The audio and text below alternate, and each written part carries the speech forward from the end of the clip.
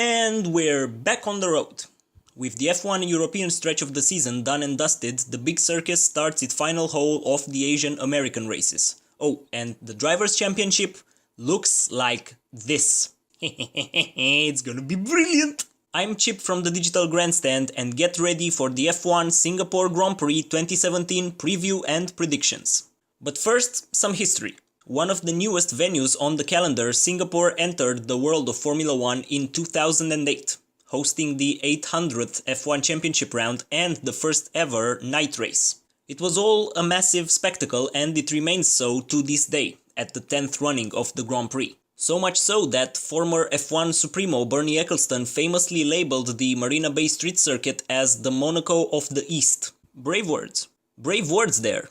To be honest, I've never found this race all that interesting. Yes, it's a street circuit, the barriers are unforgivable as always, and racing under lights surely feels a bit special. But take a step back and it all denotes a rather underwhelming message. Hey, it's Formula 1, but at night, we can race at night now, thumbs up, yeah, whatever. The circuit itself is infamous for two things. Firstly, the insane number of corners, 23, the highest of all on the current calendar, and for the fact that, because it's slow in nature and goes on for 61 laps, the race usually gets close to the 2 hours limit. With all this in mind, the drinking rules for this year's event are: take 1 sip for every pit stop and team radio, 2 sips for every overtake and any retirement, and down your drink for every safety car and if the race exceeds 2 hours. Arriving in Singapore, behind the scenes there are numerous movements taking place. Carlos Sainz will jump ship to the factory Renault team, Toro Rosso will ditch the Renault power units for the Honda in a straight swap with McLaren, which parts ways with Honda for the new Renault deal. So I guess we can expect Fernando Alonso to stay in Formula 1 next year.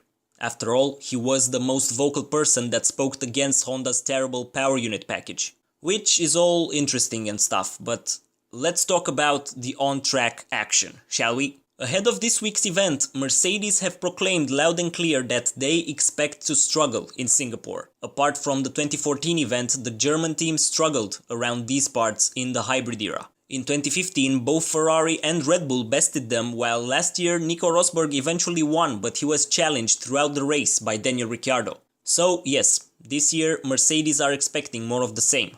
Their reasoning?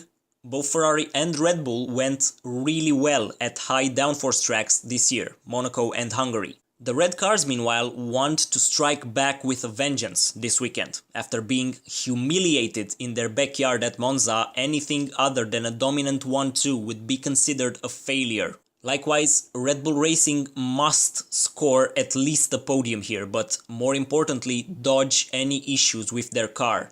They specifically took power unit penalties in Italy so that they could perform well here. In the wet quali session at Monza, they were second and third before the demotions, so a podium was very much on the cards there.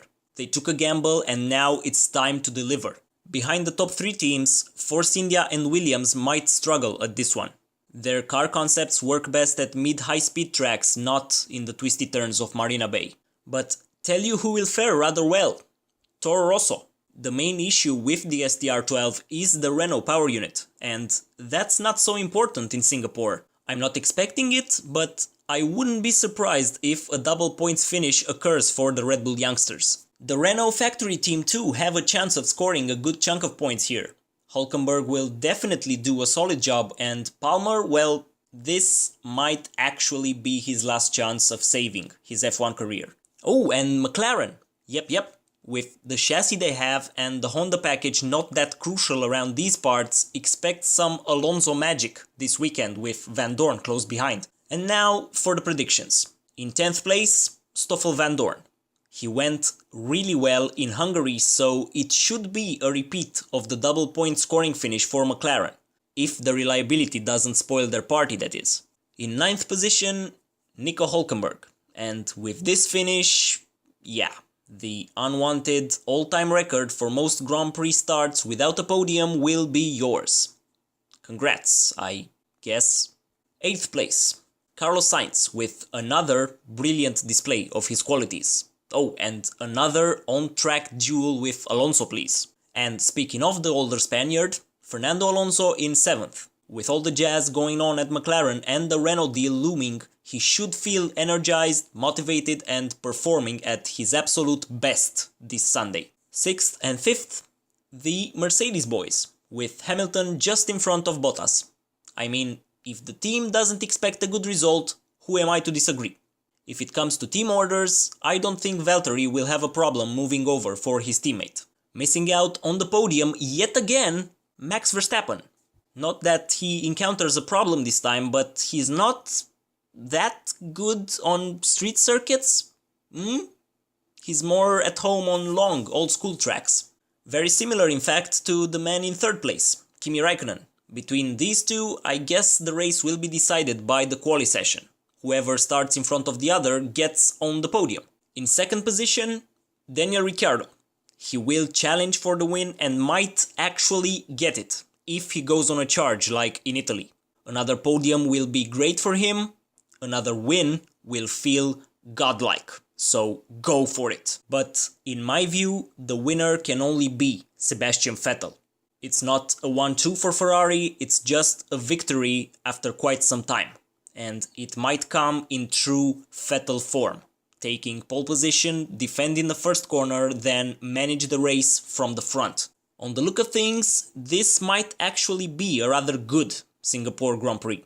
Naturally, being a street circuit, it might feature at least one safety car and this should mix things up a bit. I know I kinda blew Mercedes to one side for this preview and we all want a fair Hamilton vs Vettel duel at the front for the championship, but just like in Monza, I think we will have to wait until the next race.